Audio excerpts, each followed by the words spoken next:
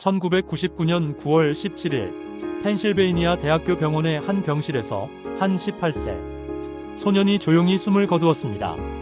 제시 겔싱어라는 이름의 이 젊은이의 죽음은 한 가족의 슬픔과 개인적 비극을 넘어 현대의학의 역사에 돌이킬 수 없는 거대한 변화를 가져왔습니다.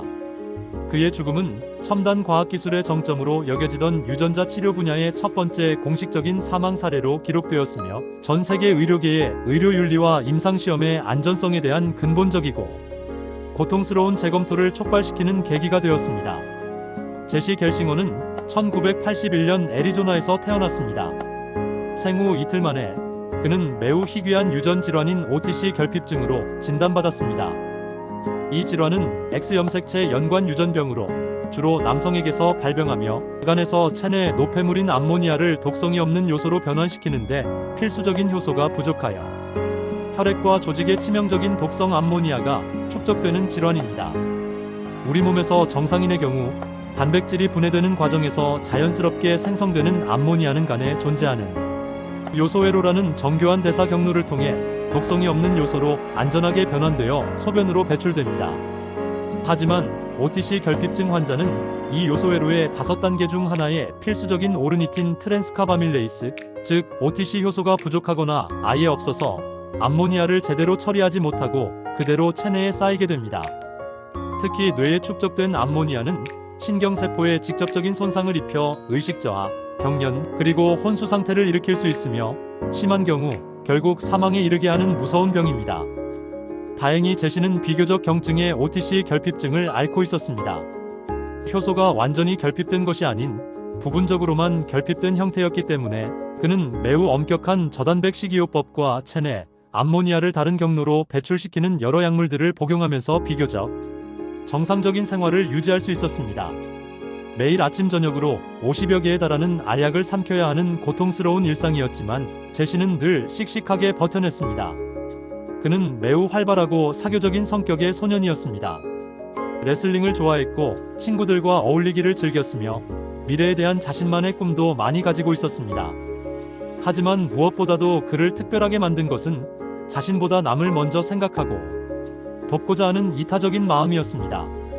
그는 자신과 같은 질환으로 고통받는 다른 환자들, 특히 자신보다 훨씬 더 심각한 상태로 태어나 평생을 병상에서 보내야 하는 어린 아이들을 도울 수만 있다면 자신의 몸을 기꺼이 의학 연구를 위한 실험에 바치겠다는 숭고하고 용감한 의지를 품고 있었습니다. 1990년대 후반, 유전자 치료는 현대의학의 가장 유망하고 흥미로운 신기술로 여겨졌습니다. 질병의 증상만을 완화하는 것이 아니라 질병의 가장 근본적인 원인인 유전자의 결함을 직접 교정하여 병을 완치할 수 있다는 혁명적인 아이디어였습니다. 펜실베이니아 대학교 의과대학의 제임스 윌슨 박사가 이끄는 연구팀은 이 분야의 세계적인 선구자들 중 하나였습니다.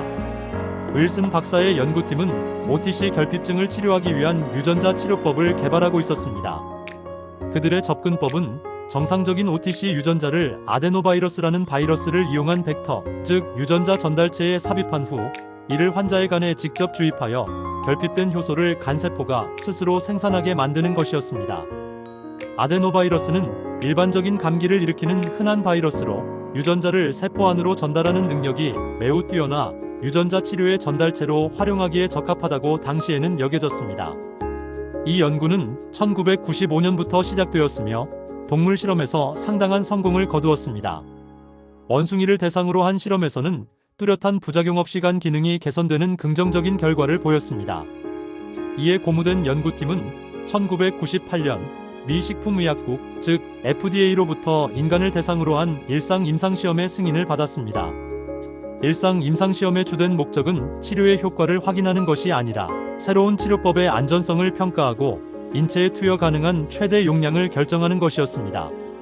연구팀은 총 18명의 성인 OTC 결핍증 환자를 대상으로 하여 저용량부터 시작하여 점차 고용량으로 단계적으로 아데노바이러스 벡터를 투여하면서 부작용을 면밀히 관찰할 계획이었습니다. 제시는 이 역사적인 임상시험의 17번째 환자로 참여하게 되었습니다.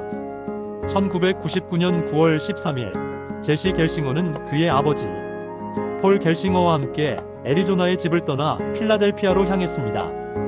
펜실베이니아 대학교 병원에서 진행되는 유전자 치료 임상시험에 참여하기 위해서였습니다.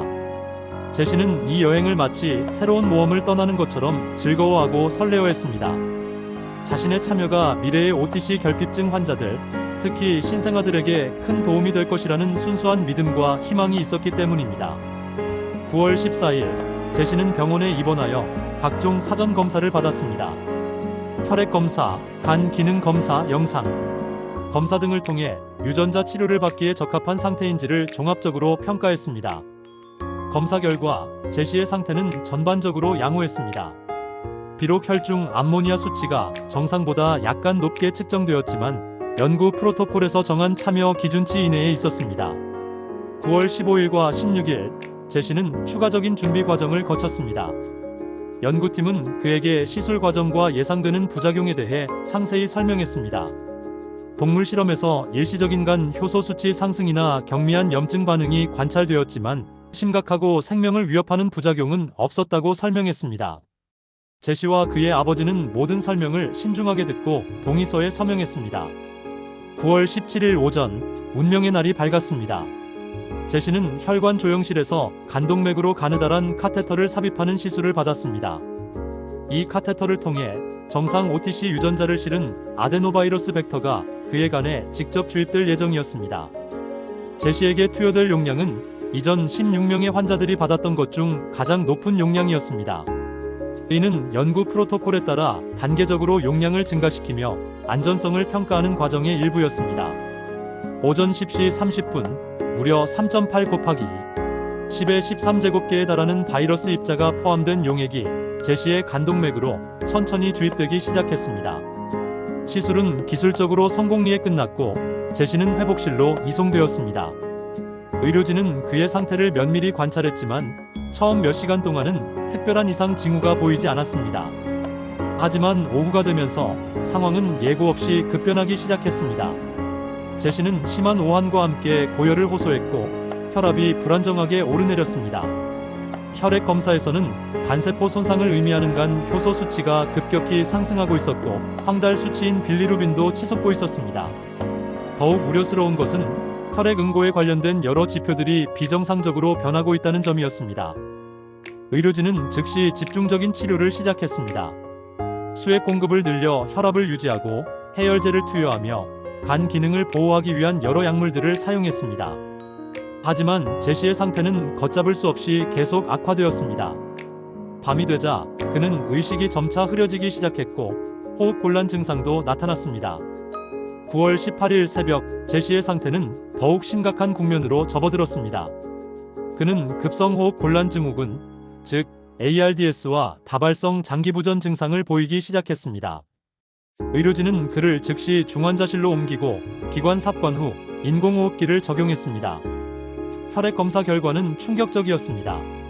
그의 몸 안에서 사이토카인 폭풍이라고 불리는 극심하고 통제 불가능한 전신 염증 반응이 일어나고 있었습니다. 사이토카인은 본래 면역세포들이 서로 소통하기 위해 분비하는 중요한 신호 물질입니다. 정상적인 면역 반응에서는 적절한 수준으로 분비되어 감염이나 이물질을 효과적으로 제거하는 데 도움을 줍니다. 하지만 제시의 경우 주입된 고용량의 아데노바이러스 벡터에 대한 과도한 면역 반응으로 인해 사이토카인이 마치 폭풍처럼 폭발적으로 분비되고 있었습니다. 특히 인터루킨 6, 종양괴사인자 알파, 인터페론, 감마와 같은 염증성 사이토카인의 혈중 수치가 정상인의 수백, 수천 배까지 상승했습니다. 이러한 사이토카인 폭풍은 전신의 혈관 내피세포를 손상시켜 혈액과 체액이 혈관 밖으로 새어나가게 했고 혈액 응고 시스템을 교란시켜 미세혈전을 만들다가 결국에는 출혈을 유발했으며 심장, 폐, 간, 신장 등 주요 장기들의 정상적인 기능을 동시다발적으로 마비시켰습니다. 의료진은 가능한 모든 치료를 시도했습니다. 고용량 스테로이드를 투여하여 과도한 면역 반응을 억제하려 했고 혈장 교환술을 시행하여 혈액 속의 독성 사이토카인들을 제거하려 했습니다. 신장 기능이 급격히 떨어지자 지속적인 투석 치료도 시작했습니다. 하지만 이미 맹렬하게 시작된 다발성 장기부전의 연쇄 반응은 멈추지 않았습니다. 제시의 간은 급속도로 기능을 잃어갔습니다. 간세포가 대량으로 파괴되면서 간 효소 수치는 정상의 100배 이상까지 치솟았습니다.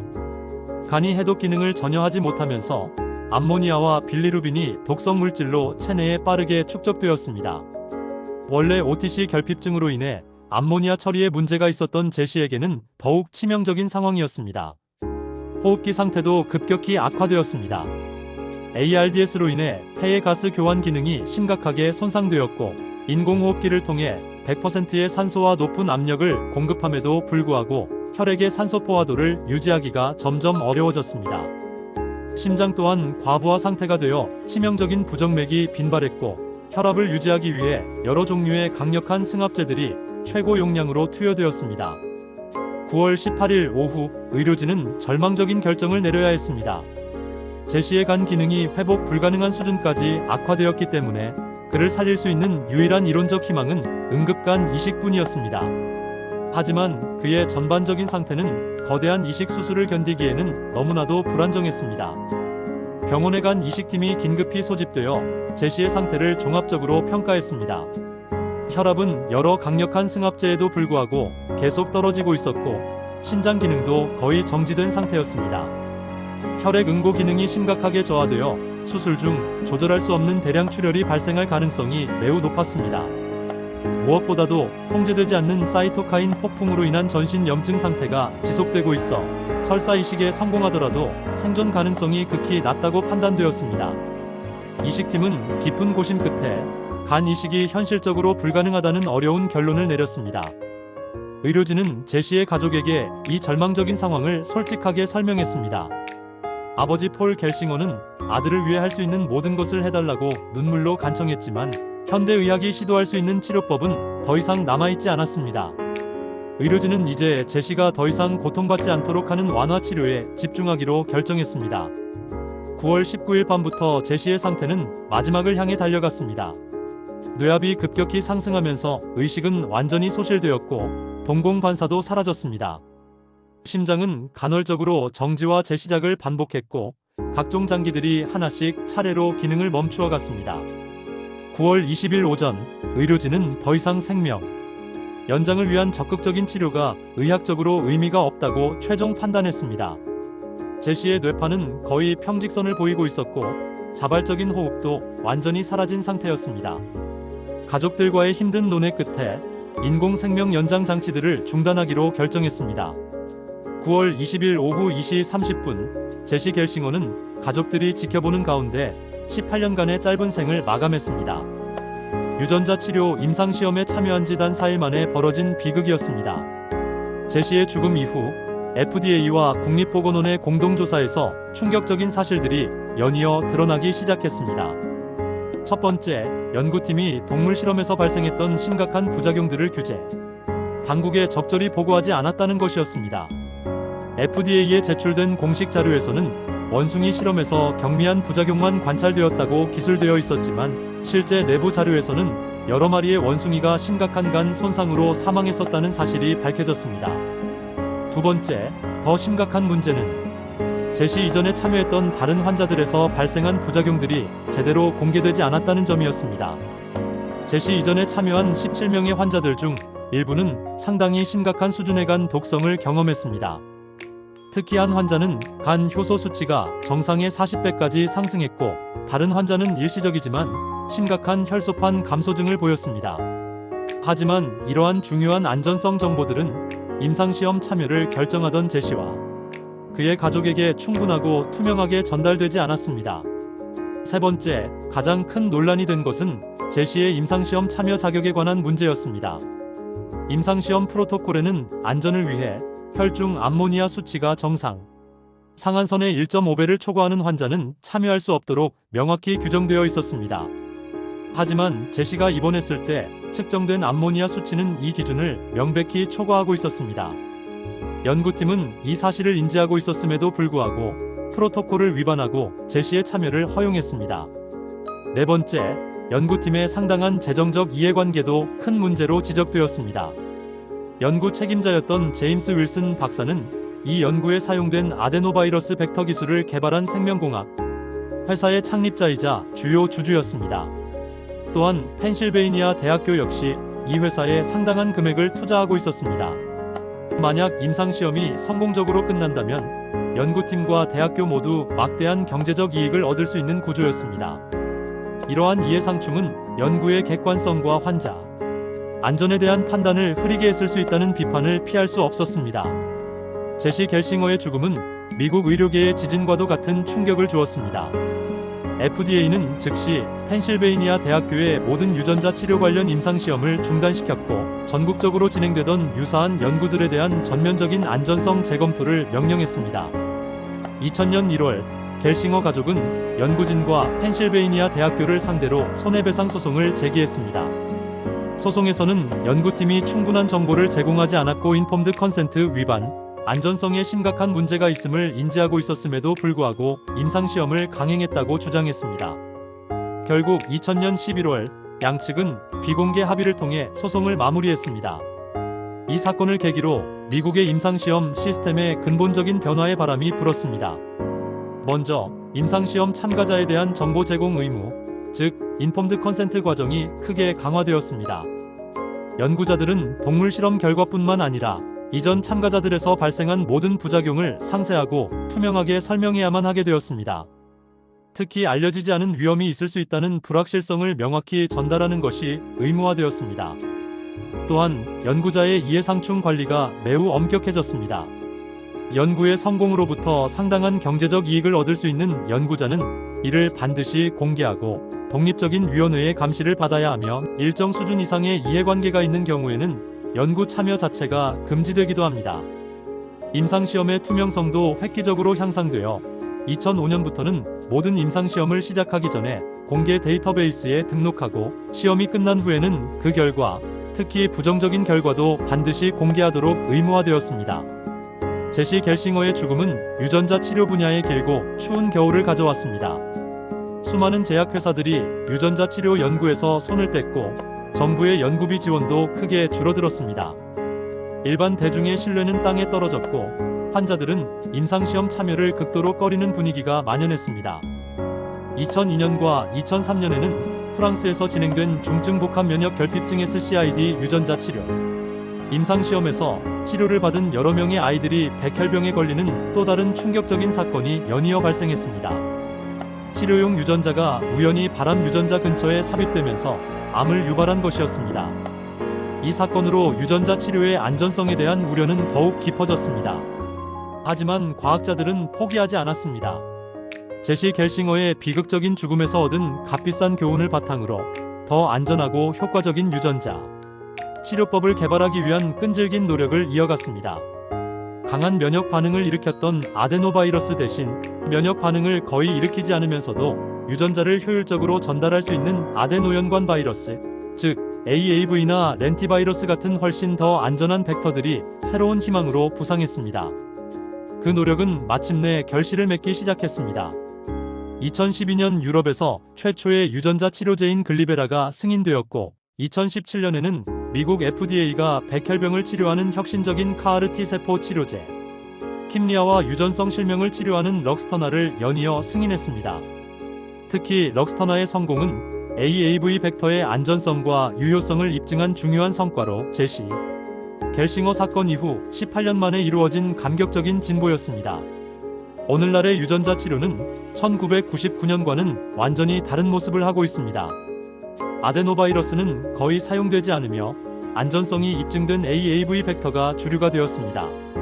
최근에는 크리스퍼-카스고 시스템과 같은 유전자 편집 기술을 이용하여 외부 유전자를 추가하는 것이 아니라 환자 자신의 유전자를 직접 정교하게 교정하는 방식이 현실화되고 있습니다. 제시 겔싱어 사건 이후 임상시험의 안전성 기준은 혁명적으로 변했습니다.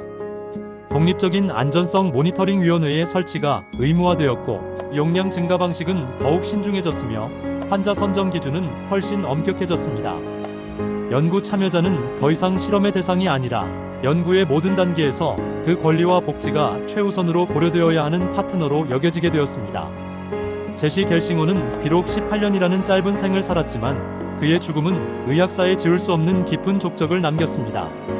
그의 희생이 헛되지 않도록 하기 위해 의료계 전체가 끊임없이 노력해왔고 그 결과 오늘날 수많은 환자들이 과거에는 상상할 수 없었던 안전하고 효과적인 유전자 치료의 혜택을 받고 있습니다. 제시가 임상시험에 참여했던 이유는 자신과 같은 고통을 받는 다른 환자들을 돕고 싶다는 순수하고 이타적인 마음 때문이었습니다. 비록 그는 그 꿈을 직접 이루지는 못했지만 그의 희생이 만들어낸 수많은 긍정적인 변화들을 통해 그의 꿈은 다른 방식으로 현실이 되고 있습니다. 유전자 치료의 밝은 미래로 가는 길에는 제시 겔싱어와 같은 용감한 환자들의 희생이 있었음을 우리는 결코 잊어서는 안 될 것입니다. 본 콘텐츠는 일반적인 건강 정보이며 전문적인 의학적 조언이나 진료를 대체할 수 없습니다. 건강에 문제가 있을 경우 반드시 의사 등 의료 전문가와 상담하시기 바랍니다. 제공된 정보의 활용에 대한 모든 책임은 전적으로 사용자 본인에게 있습니다.